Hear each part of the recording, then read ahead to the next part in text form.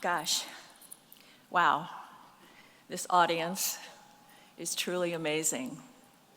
I am very emotional this morning, I want you all to know. But I just want to start by thanking you all for coming, thanking you all for caring.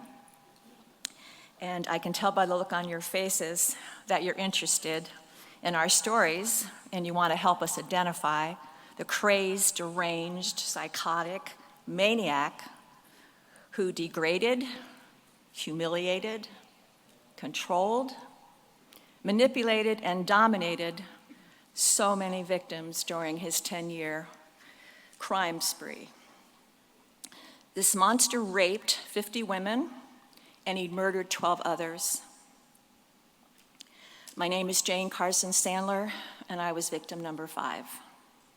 My colleagues to my left, Debbie and Michelle, were also his victims, but in a different sense. They will tell you their stories, but first I want you to know how I went from being a victim to a survivor to a thriver. So you'll notice the title of this presentation is Golden State Killer, A Deep Dive.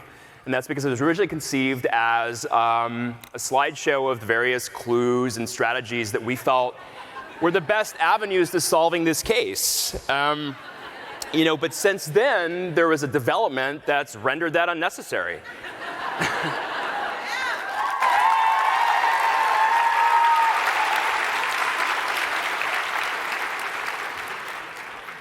So, then it just became sort of a whirlwind. And while we were watching the press conference, we had a good idea about who is the person who put the final pieces together and solved this thing.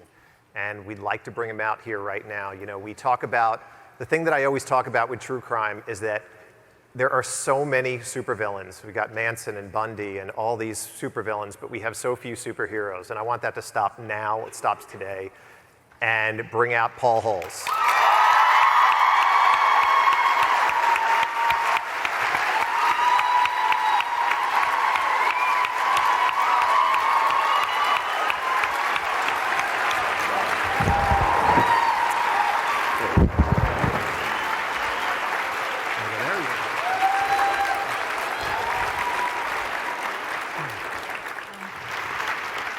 My husband and I were, Wednesday morning, were just waking up in a hotel room in Wilson, North Carolina.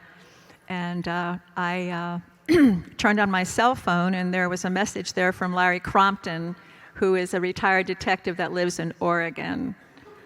And the message said, "I'm sure you know by now, but we got him." Well, I didn't know by then that they had gotten him. So I screamed and yelled, and my husband and I woke up the hotel. We were crying and carrying on. So rather than calling Larry right away, because here we are in North Carolina and he's in Oregon, so I called Carol Daly, which the timing was just as bad. And Carol was awake, and she said, "Yes, Jane, he is behind bars as we speak." And I'll tell you,